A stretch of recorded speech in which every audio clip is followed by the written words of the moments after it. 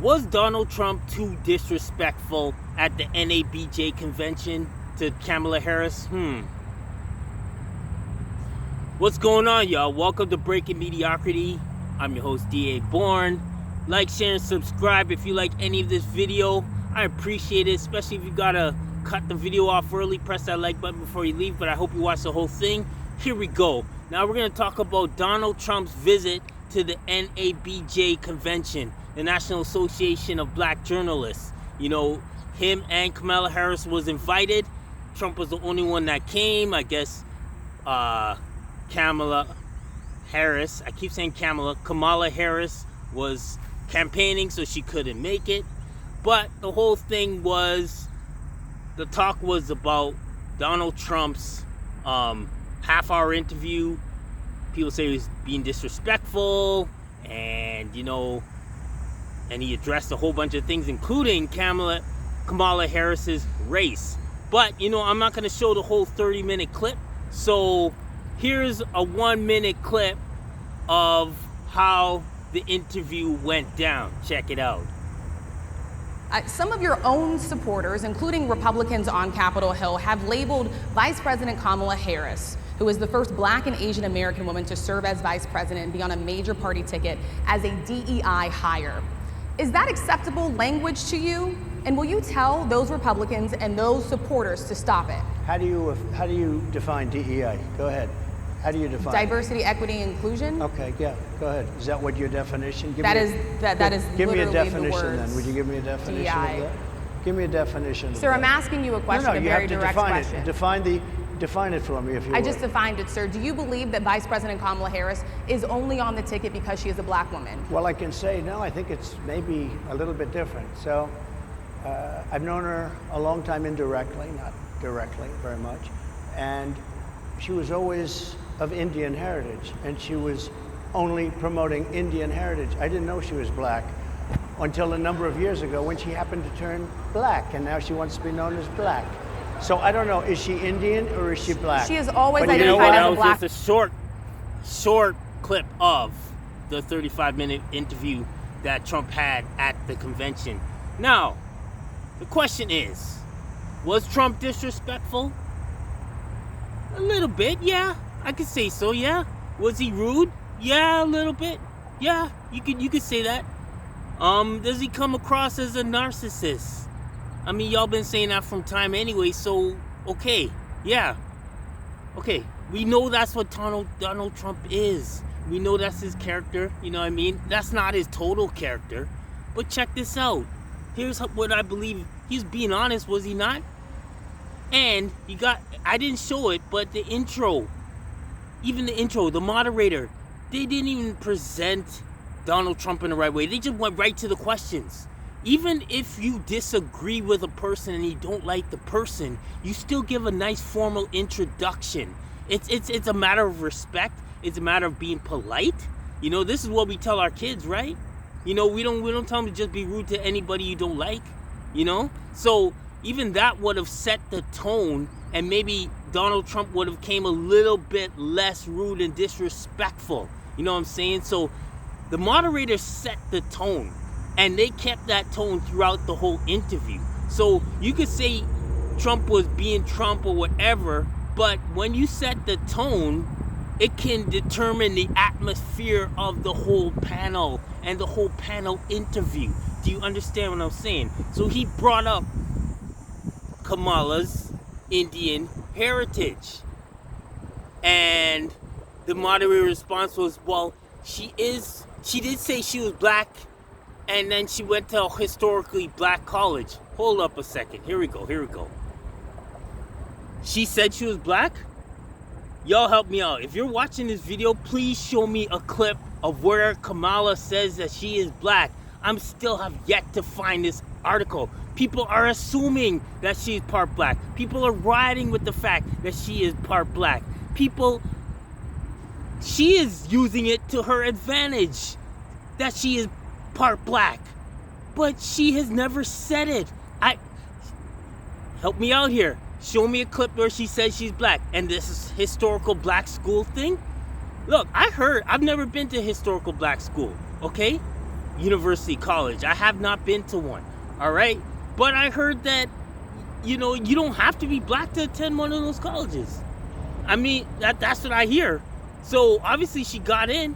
It was no problem with her getting in. I mean, mind you, she probably had a lot of push and a lot of influence or whatever with her parents or whatever. But she got in. She went to an HBCU. So does that mean that every person that goes to the HBCU is black?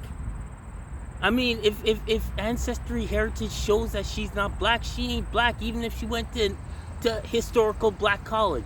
Anyway, so in terms of that, the Democrats brought this on themselves. They should have said from the get-go that Kamala Harris is Indian, and we should have just rolled with that instead of saying that she's gonna be the first black female president. You could just say this will be the first woman who is a person of color, first woman of color.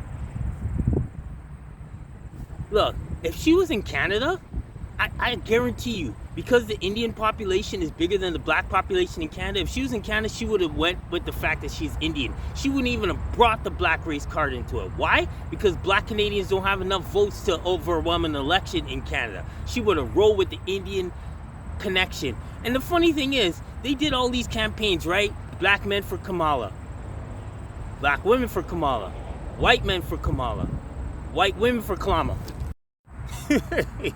Yo, I'm recording and the tripod falls face forward, so I apologize about that.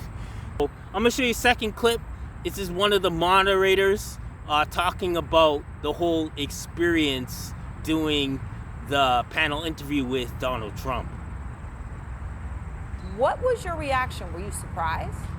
Yeah, I was shocked. I didn't anticipate that because I figured if the former president made the effort to come to Chicago in front of a bunch of journalists, black journalists, he would anticipate, certain questions. So I was excited to, do the interview, and then immediately kind of sank in my seat once he started, essentially bashing the panel.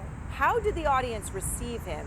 They were very responsive to, first, his attacks, but there were also some, laughs throughout the course of the 35 minutes. There were audible gasps at one point, especially when he talked about Vice President Kamala Harris not being black, which was, I think, to a room full of black journalists was sort of off-putting, but also confusing as well. All right, so there you have it. She's describing her experience. But like I said, you start the atmosphere right, then the panel would go a lot more different. I mean, the fact that he called out ABC, shows that, yeah, ABC been on an agenda hating Trump from day one, from 2016. So anyway, that's neither here nor there. So she was talking about how the audience was, right? He says, yeah, they were quite responsive. They were laughing. You know what I mean? Obviously, when Trump talks in an interview, you're gonna get some popcorn. It is some stuff. He amuses you. He keeps you engaged. He keeps you paying attention because you don't know what's gonna come out of his mouth, right? So, with that, and he said, yeah, with the whole Kamala Harris thing, yeah, saying that it was off-putting, confusing to the audience. What was confusing about that? If you found it confusing that he said that she was Indian, then like me, what I had to do is what everybody else has to do. Find out for yourself. Is Kamala Harris black and Indian, or is she just Indian? Find out for yourself. I mean, go and watch the Joe Brown interview if you haven't seen it. He breaks it down. I mean, he knew them from back in the day. So, you could try to make yourself feel all better, secure, and everything as a black person saying that Kamala is black. But if she ain't black, she ain't black. All right. So I don't know what's confusing about it. And I know when they have this debate, when Kamala and Donald finally have a debate, it's gonna be a serious one. It's gonna be a serious one. But this is a warning to Trump, and I know Trump ain't gonna watch this, but look, Trump will have to be very careful with this debate, debating against a woman of color, because she's gonna throw some stuff at him, and how he responds will determine. It can determine how the election is gonna go, whether it's gonna be a landslide by the Republicans or whether it's gonna be a close race. He needs to use his words very correctly. She's gonna throw everything at him, because one thing, she's gonna feel that power to do that, and Trump is gonna have to be as respectful as possible, because I don't know if they're gonna have a moderator. I don't know if they're gonna have an audience. I know Biden didn't want one because of his condition of that time when he had his debate with Trump, and so we don't know how it's gonna go, but it is gonna be something. It's gonna be something, and Trump better be ready, because with Trump you just gotta drop facts, right? And this is the reason why people follow Trump. And this is, I'm not going to talk about everyone. I'm going to talk specifically why people of color follow Trump. Because Trump says it like it is. And when people are honest and tells it like it is, sometimes it comes off rude. Sometimes it comes off a little disrespectful. Sometimes it comes off a little narcissistic. Whatever it is. But people want the truth nowadays. They don't want no more BS, man. They don't want no more BS. It's funny, but there's some people out there, they love the charisma. They love the charisma of a person. They don't care if that person will talk a bunch of crap to your ear as long as it sounds lovely. That's why a lot of players get into women's pants, because they talk a lot of crap, but they sound so nice and charming doing it. All right? But I've seen the results of falling for charisma and personality and looks, and that person is Justin Trudeau. Like I said, I live in Canada, and he got in. He didn't get in based on intellect. I can tell you that. He didn't get in based on honesty. For one, he got in because he's the son of another legend, Pierre Trudeau, who was a much better prime minister than he was. Not that much better, but he was better. And second of all, like he's a puppet, man. And not only that, like, people rode with the charm and everything, but that wore off. And it's gotten to the point now where next year's election in Canada is gonna be, he's going down big time. He's going down big time. Because that wears out quick. So if you love Kamala because, you know, she's a woman of color, and, you know, she's beautiful, and she's got that, she just, you know, she's a homegirl. I don't know. That stuff wears off, especially when policy comes into play. You know, so you can vote her all you want, and then all of a sudden, especially if you're a Christian, you're gonna be complaining later on and be like, oh, why is this happening to me? Why are these implementations taking place? Why can't I adopt a child anymore? Why can't I do this anymore? Why can't I talk about Jesus whenever I want? How come I'm getting restricted about my faith? Why is this happening? Why is all this persecution happening to me? Why am I going to jail because I boldly confess my faith in a certain area? Don't be naive. This is gonna happen in the U.S. It's already happening in Canada. They're already trying to stop people who are preaching the Bible in the streets. They're trying to lock people up here. So don't think this won't happen in the U.S. Be mindful. Policy over representation. But anyway, I can go on and on talking about that, but I'm gonna end this thing short. Like, share, and subscribe to Breaking Mediocrity.